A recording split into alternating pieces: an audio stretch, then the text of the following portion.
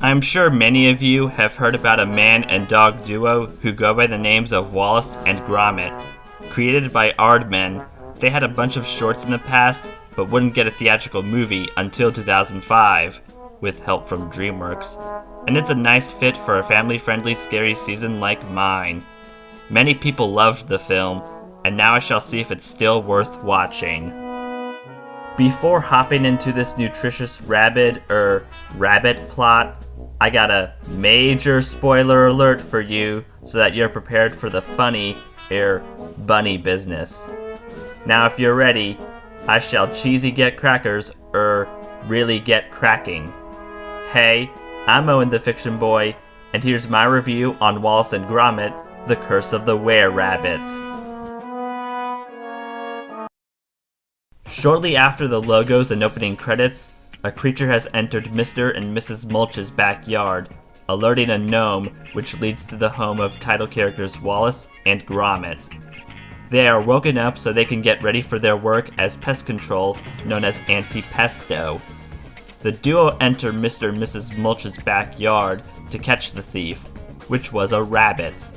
Mrs. Mulch thanks Anti-Pesto for saving her pumpkin, as it's her entry for the Tottington Hall Giant Vegetable Competition. Ignoring the fact the rabbit got Mrs. Mulch's teeth, Wallace and Gromit have their problem of not having enough space for the rabbits they caught. Some of them even snuck in the kitchen to get food. In addition, Gromit is trying to have Wallace eat less cheese and more vegetables, along with having a marrow melon for the upcoming contest.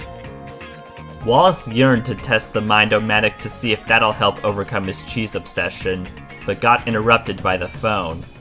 It was Lady Tottington on the phone who called about a big rabbit problem.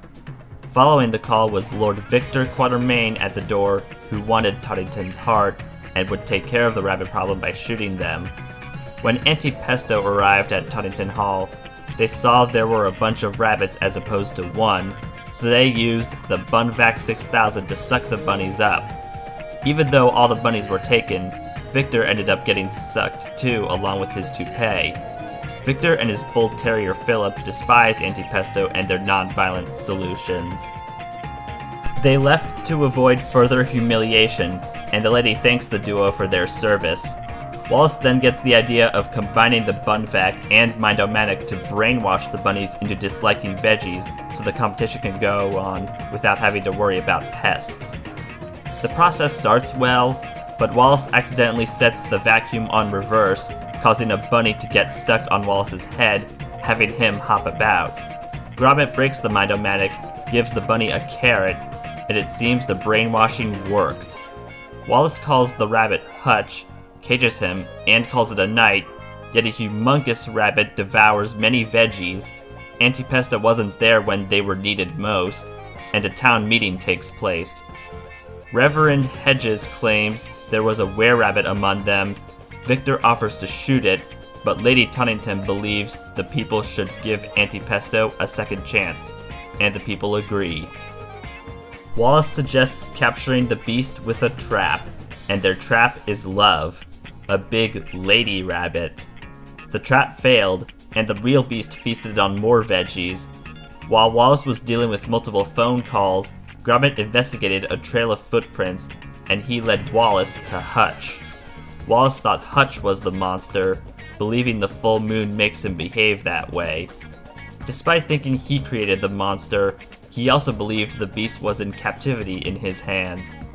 Wallace went to give Lady Tottington the good news, though after Gromit made a bigger cage for Hutch so he doesn't escape, the dog saw more footprints leading to Wallace's room, indicating Wallace as the real culprit.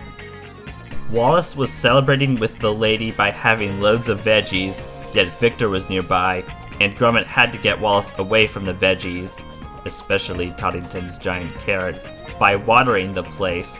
Wallace was upset with Gromit, and during the drive, a cut-down tree was blocking the path. Wallace tried lifting it up, but Victor came to him, telling Wallace to stay away from the lady, and sought a fight.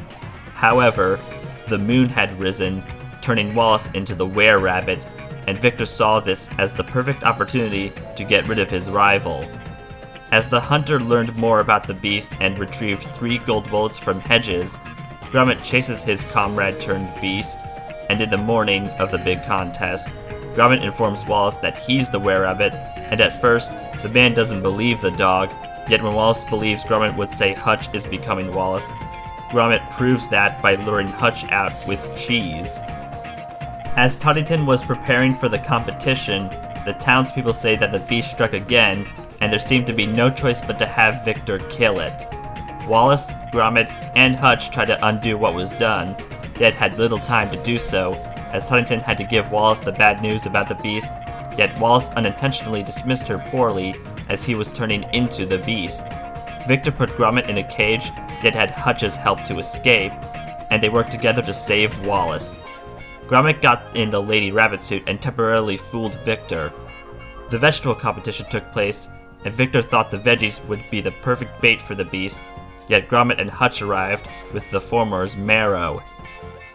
Once Victor was out of gold bullets, he took the gold carrot trophy as ammo.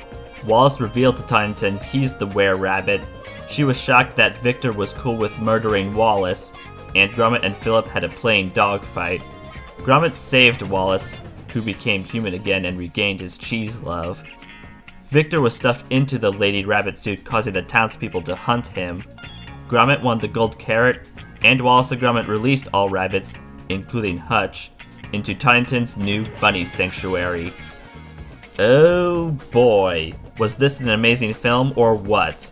The claymation animation was done superbly, had memorable characters, all the jokes were funny, the story was nothing short of entertaining, and there are some details worth seeing on your watch, like at the town meeting, like the angel's wings and light angling Toddington, and the same for the devil's horns and shovel angling Victor.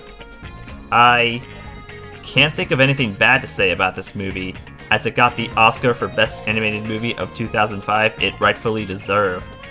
That said, upon researching for this review, I saw that a sequel was announced last year and will be coming next year, and I thought the movie had a happy ending, so I have a tiny concern about the sequel's necessity. Wallace and Gromit: The Curse of the Were-Rabbit is a must-see for fans of the IP, as well as families seeking something that balances silliness and scariness splendidly, so it gets 5 out of 5 stars. I'm glad I saw this film for the spooky semester this year, as I got some nostalgia from my childhood. I think I should give the rest of the franchise a revisit too. To you, Aardman, I say all those who work there are the man and a woman.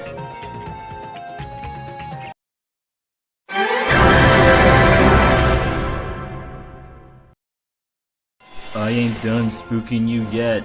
I beg your pardon to give this video a like, subscribe, share, and turn on notifications.